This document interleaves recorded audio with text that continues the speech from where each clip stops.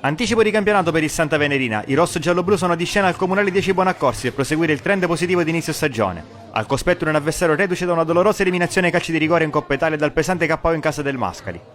Nel consueto 4-3 mister Calvaruso tra i pali opta per Buallegua al posto di Maniscalco, con Gulli, Spambinato, Zanella e Lopez confermati in difesa.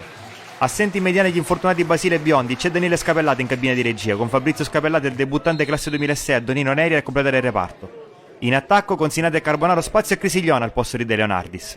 Ospiti subito minacciosi in attacco, corner di Sinatra, morbido per la testa di Crisiglione, blocca a terra Pappalardo. Guallegue, corto per Gulli, pressato costretto al rinvio, cerca Sinatra che non ci arriva, poi subentra Zanella, che serve subito Sinatra che può avanzare sulla tre quarti. Sinatra, morbido per l'inserimento ancora di Zanella, Zanella arretrato di nuovo per Sinatra, Sinatra col destro, salvo Sinatra, chiude l'1-2 con Zanella e sblocca il punteggio, quarto gol in campionato per lui. Reazione Cibonaccorsi, punizione affidata a Solimene. Solimene dentro per Abbascià, contrasto con Carbonaro, fischio del direttore di gara, qualche protesta dei padroni di casa. Alla fine simulazione, giallo per Abbascià. Santa Venerina che fa la partita, Gulli per Daniele Scapellato. Alza la testa, va in profondità per Lopez, posizione regolare, Lopez il controllo, Lopez il pallonetto, la mano di Pappalardo ad evitare il raddoppio.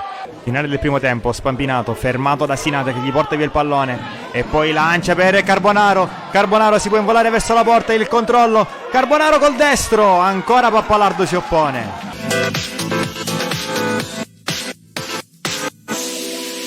Ripresa che si apre subito con un cambio a centrocampo per mister Calvaruso, fuori Neri, dentro Magri, padrone di casa che provano ad alzare i baricentri in questo secondo tempo, qui Scapellato ruba palla, riesce a tenerla in campo e serve Sinatra, di prima per l'inserimento di Daniele Scapellato che va in verticale da Carbonaro, Carbonaro punta l'avversario, va all'1 contro 1, ancora Carbonaro a sinistra, il cross per Crisiglione, il tiro deviato, qualche protesta anche qui per fallo di mano, si prosegue.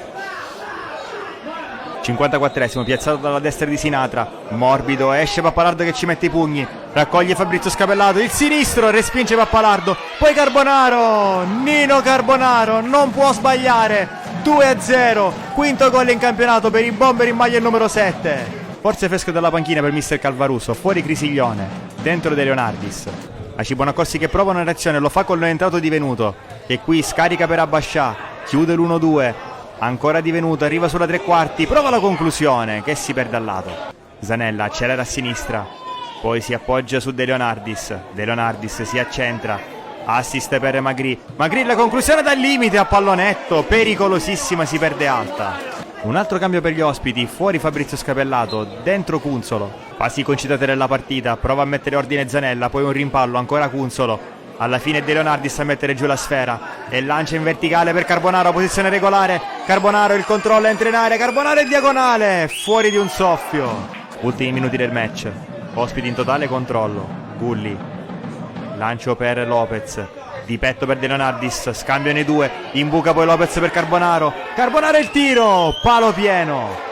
Finisce col più classico dei risultati, il Santa Venerina espugna il campo della Cibonaccorsi per 2-0.